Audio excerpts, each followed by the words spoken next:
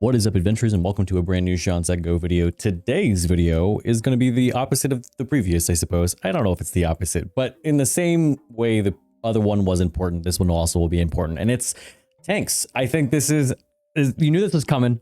When we talk about healers, we got to talk about tanks. And I think the big conversation that's happening right now is, why is there such a tank shortage? I think that there's a number of things that can cause it, but ultimately, if I were to narrow it down to just one thing, end the video, it's all done, I think it's how overwhelming it can be if you've never done it before. So let's explain that. Let's expound upon it and talk a little bit about this post, which I think summarizes what is happening, but doesn't directly hit to what we're talking about. This one says, tanks, what's your biggest season 3 Mythic Plus pet peeve? Feel like I lose a few more hair strands on the last boss of Floodgate, watching pugs follow me around, taking all the puddles on the sparks, so I have to keep going to an empty one until the boss gets ready to punch me off the edge. I ping one, they think I mean for them to go to it. I tell them I'm going to ping one, and I go, and they'll get confused and get themselves killed. I would love to say these are the low keys as well. Share your tanking woes. First boss on Dawnbreaker, trying to move out the boss out of the puddles so my melee can keep up time. I'm running well outside of the puddles, trying to move boss. The boss is just standing there, not meleeing, not casting, just standing there for 3 to 4 seconds. Then they take one step and the caster beams. So still can't move them. Definitely most annoying boss in the pool for the tank to me. Pulls have to be big, but nobody wants to wait for gather. Absolutely. Pulls got to be big to time, and big pulls are fun to do. Stop attacking before I group them, and wasting 2 minutes on deaths. This happens a lot, especially Arakara. Arakara, if you're not mounted and you attack before you get to that little first mini boss area, your death is on you. I hate to break it to people. No one interrupting. I mean, like, honestly, interrupts is, I'll talk about this in a bit, but I think that interrupts is one of those things that you have to adjust and scale to the group that you're playing with. I wouldn't say that ever that 0 is okay. I don't think that's appropriate in any such a situation, but I think that if you have a group that's not particularly good at it, you kind of have to adjust that sliding scale to make up for that, if that makes sense. But we'll talk about it in a second. As soon as I reached 3K, let's see, and it was not visible. Wait, was it 90% of the previous season score, and it was not visible anymore? I just stopped getting invites. Was missing Floodgate for Resilient 16. Took me a couple of hours of declines to finally have a bunch of dudes doing their first 16s ever to bet on me and Holy Paladin. We timed it despite some errors the dudes were pumping. The meta obsession is absolutely insane. I mean, this is one of those things as well. Is the expectations of somebody, no matter what your role is important. I think that it puts something in players' minds where I think it sets off this level of like social anxiety, but also a level of expectation. And a lot of people, when I say things like social anxiety and those things, like, oh, this is the game, chill, or take it easy. It's not a thing of like fragility or people just not being able to handle very basic tasks. It's a thing of, well, when you have these things, people are going to go, well, I'm going to pick past the least resistance here, and I'm going to handle this a smooth way. And if it doesn't go that smooth way, I don't want to burden people. And so people just go, no, I'm just not going to do it just because like it's a waste of my time. It's not the people who do it and then fail. It's the people who will never do it because they just go, hey, like, I don't feel like going through that. That's just not my thing. And a lot of people in post will say, oh, it's just kind of the nature of it. You got to go through the suck first. I've been an advocate of, if you can just get through this part, it's better on the other side, right? Like things improve on the other side of 10s, I suppose. People don't like when I say 10s are hard. I'm not saying 10s are hard. It's just the opposite end of 10s. You get the point. There's the point in this. The next one says, an insight on the tanking shortage from a new tank. There's a lot in this. Of course, pause if you want to read it. But the main section that I want to talk about right here says, in Mythic Plus, well, Mythic Plus is a very different beast. Not only do you don't have any time to explain a fight, but your whole team aren't in the voice chat, and your tank is supposed to lead the whole thing, learn optimal routes, have a previous knowledge of mechanics in the dungeon, and have previous understanding of how everything should play out, just like a raid leader. So it's like a silent raid leader in that you have to understand the fight before you do it. because there really is not a lot of time to explain these things.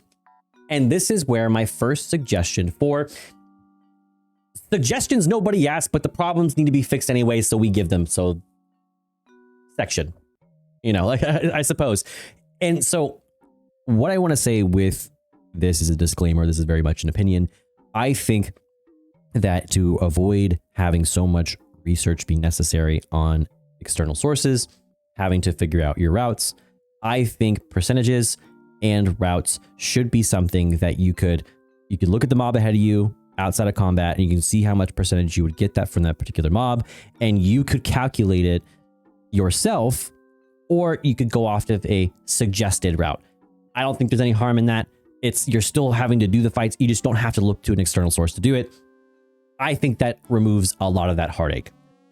Number two, I think that when it comes to researching fights, a lot of people are going to look up a quick, like 3-minute guide of a particular dungeon or a particular boss fight and kind of go off of that as a general guideline, and then they adjust after practice. That's fine, but why can't the dungeon journal accommodate those things with video representations of your role in that action and what they do? To me, that's not hard. It's like a lot of these could be a GIF. It really is not that hard. I think these things could exist within the game, so you don't have to seek outside of the game for it to occur. That's all. But some of the comments here say, am I the only one missing that tanks were self-sustaining and barely needing healing? That was fun. I bet more folks would be inclined to tank. I would say the War Within has had its ebbs and flows of self-sustain. Self-sustain in this particular season has been pretty good. But I would say still, though, that starts to wane the higher and higher you go into keys. I wouldn't say that would save it. I think that builds expectations of what a tank should do. I think accommodations is what we should be seeking out, though, as opposed to increasing abilities or scales or ceilings in some sort of way to make things like, well, if we make just healer super strong, then that won't be an issue anymore. And in my previous healer video, as many have said along with me, which is, I will damage. I understand its importance, but the expectation that I will always damage is the problem. And so I 100% agree. I think that when you build that level of this dungeon is to be ran this way, it's like, well, you clearly have the bandwidth to do damage. Why aren't you doing the damage? Say for a healer who's not. So I think that building up a particular role in a dungeon or raid doesn't necessarily fix it. It just makes it easier to carry later on when it's not as hard. So I think that as we're coming up on new expansions, new seasons, so on and so forth, I think what needs to be done needs to be focused on those first few weeks when players are putting in a lot of work to get their early, like, Keystone Master, Keystone Hero, to where somebody who's starting could get there just as easily. That's what I think needs to happen. Most agree that Blizzard needs to try to get more tanks queuing for Mythic Plus. What single change would you make to fix the tank shortage? I wasn't going to type a body of text, but here are my 2 cents. I think many people like the idea of playing tank, but the overhead of groups expecting the tank to already know exactly where to go and what packs to pull in Mythic Plus turns otherwise interested players away from the tank role. Whereas by comparison, DPS, the healer can just try to show up and follow the tank and really only need to know a couple of important boss mechanics to be successful. I will say, however, just as much as there are fights where that's true, there's dungeons, especially in Mythic Plus, where that's the opposite. Where in Arakara Final Boss, if your DPS are positioning their slime waves wrong, you can kill the whole group. Same thing with grabbing the puddles. If you're not creating the puddles and grabbing the furthest puddle so your tank and healer can get the closest ones, causes problems. So there's a lot of first boss in a dungeon. If your DPS are not placing their puddles wrong, it really can nuke groups. So I will say there are exceptions to that. I wouldn't say it's necessarily 50-50, but I would say everybody, maybe but healer, but then again, with healers, their biggest mechanic is in fights now is just the unavoidable AoE damage. So, and making up for all the other mistakes. So it's understandable where they're coming from. Tanks need some more support. There's not really a good way to actually learn a reinforced routing, how to position mobs or connect packs outside of the very low Mythic Plus, which has a ton of issues, rewards, and player account quality. You can't even see the count percent of mobs without a third-party tool. I didn't even know a third-party tool existed. Okay. The dev should really implement a native version of MDT with sample routes, have mob percentage shown by default, and have indicators guide people where to next pull. Exactly. So this is exactly the idea of let's accommodate people, especially in early keys, so they can sort of build their own understanding. As much as I love the guides, and they can definitely fast track you to get to that level of understanding that you need to get to in a short amount of time, I think those first few weeks, as people are developing those guides, and things are constantly changing and evolving, I think it's important for people to establish their own understanding and then adjust before it becomes too hard set of an issue. I feel like too many people get set in their ways, and they'll do pulls a certain way, and then they won't adjust them whatsoever. But I think when you have this idea from the beginning of a season that you're going to adapt to the best route available, and you can change and be flexible, that opens up for more opportunity to have flexibility. Right now, it's very much, oh, this is the best route. Nope, this is the best route. Cancel the old route. We won't do it anymore. And with dungeons repeating and doing them again, we're starting to get a lot of people who are realizing season 3 that the season 1 routes weren't optimal.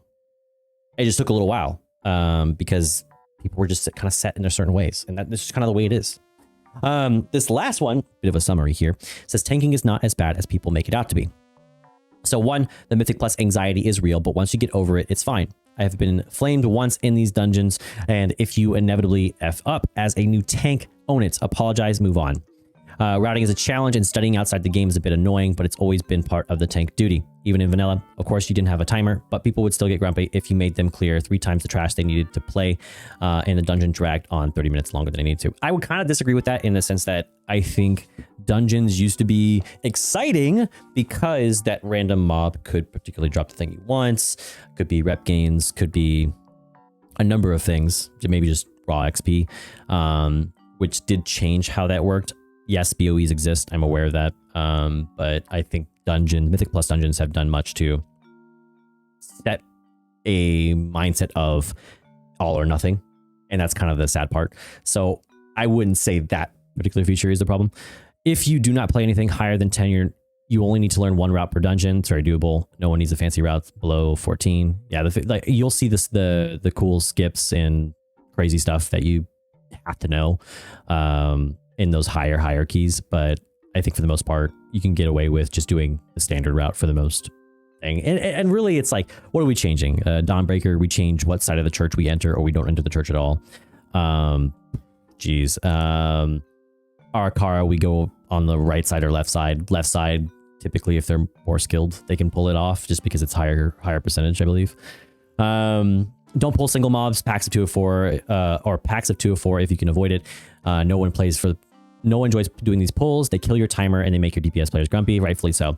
I would say the most annoying thing about being a DPS, and it is not to be sort of selfish about it, is that when you're doing pulls and they're so stagger stepped between stops, that you start your rotation and then everything stops and you're like, oh, now I need to adjust priority here, and now I need to adjust again, and you just keep on pulling to where you can't really get a focus.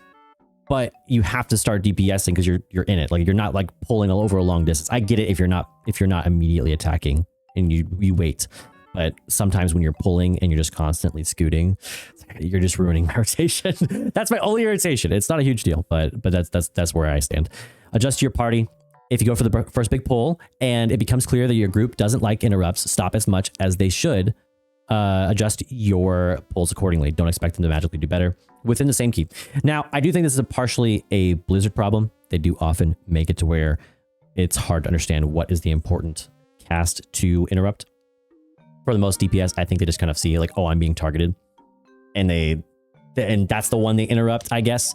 Personally, as a warrior, having essentially 3 stops is pretty cool, and having those cooldowns reduced drastically is also pretty cool. So I typically will do the normal interrupt.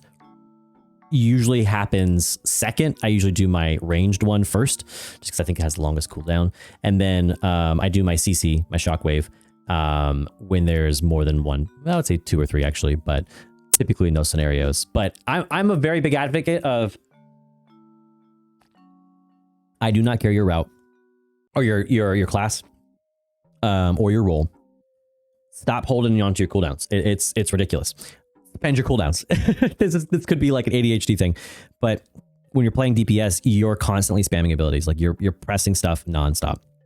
There's typically no pauses, and there's no reason to not have something in your rotation because you're like, oh well, I'll wait till I really need it. Just use it, do it. Like just do it. Like whatever. Like say you needed it more later on.